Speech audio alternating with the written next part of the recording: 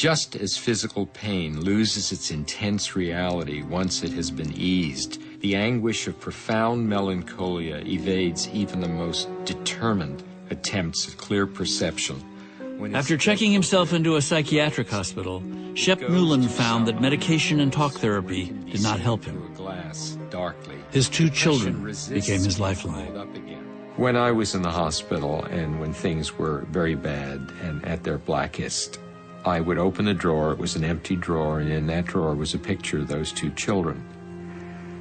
And when I looked at that picture, I knew that I had to get better, and I knew that I would get better, and I had to do it for them and would do it for them. Within a week of his admission, Shep's medical team recommended a frontal lobotomy, a surgical brain procedure that was likely to reduce Shep's distress, but at great personal cost. The majority of people who've had lobotomies become passive, rather inert intellects for the rest of their lives. It would have been the end of everything creative in me. Much to Shep's relief, a young resident on the ward intervened and pleaded that electroshock treatments, or ECT, be tried first. As you can imagine, I leaped at that opportunity rather than have someone put an ice pick between my frontal lobes and the rest of my brain. At the same time Shep had his ECT, Hollywood was painting a barbaric picture of this procedure in the 1975 movie One Flew Over the Cuckoo's Nest. But for Shep, the procedure did indeed work. I often visualized it as these snarled wires all enmeshed one in the other, millions of them. And somehow the electroshock therapy burnt the connections away, destroyed the connections, so that if I had a particular thought, it no longer immediately led to a pathological thought, and I was free to be myself again. And I first began to feel a little bit of that at about the 10th or 11th treatment. When I finally did come out of the hospital, I came out of the hospital with nothing, but I was happy. I was happier than I had been in years. Because I knew, somehow I knew, that the bad stuff was over. I think I knew it because I had been about as deep into the depths as anybody could go, and I had those two wonderful children. I had what really mattered to me in my life.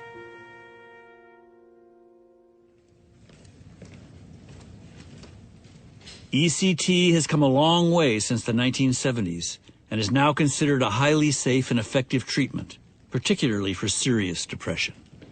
It works especially well among the elderly, whose aging brains and bodies can be less responsive to medications and therapy. Because you've lost all that weight, when you lose weight, the first thing you go to... Sue Powell is here at Emory University in Atlanta, Georgia, for her 9th electroshock treatment. With no prior history, she was stricken at age 65 with late-onset depression. She found herself becoming confused and irritable. When you're around someone like this every day, you know, it comes on so gradual until you don't notice it at first. And then as things begin to get progressively worse, then you do begin to notice. I've always been just an outgoing, bubbly personality. Now, here, listen to me say that about myself, but it's the truth. Well, it's true. And then to all of a sudden withdraw and not want to be with your friends or talk or interact in any way and just be downright rude to them, that was just not who I was. Depression afflicts about 15% of older adults, and as many as 25% in nursing homes. Its symptoms can often be mistaken as early signs of Alzheimer's disease or dementia. Though the cause of Sue's depression is unclear, she had been diagnosed with high blood pressure, which has been linked to depression in the elderly. Her illness became life-threatening when she stopped eating and lost over 60 pounds. 6 electroshock treatments over a period of several weeks were needed before some improvement was seen. Miss Powell, I'd like you to take some nice deep breaths now, okay? Experts are uncertain how ECT works. What they do know is that it creates a seizure in the brain and may alter the brain's chemical balance. While ECT often works more rapidly than medication, there are possible side effects, including short-term memory loss. There is also the possibility of a relapse. For now, Sue will take medication and have regular checkups every 6 weeks. The fact is, older people relapse at very high rates. So whereas a younger person, somebody in their 30s who gets depressed, the chances that they'll have another depressive episode sometime in their life are 50-50. An older person who has a lot less of their life to live, the chance that they'll have another depression is about 80%. She cooks the bread and I wash the dishes. If you had seen her when she came in here and look at her today, she's a different person. She's just back to her old self, and I'm just happy. But when you first started, Social support, medication, and talk therapy can alleviate the symptoms of depression in the elderly.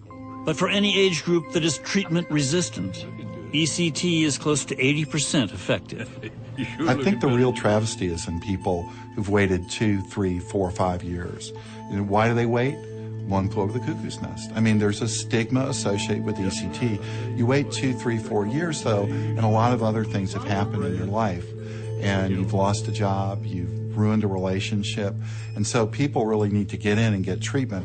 she has improved 100%. Yeah.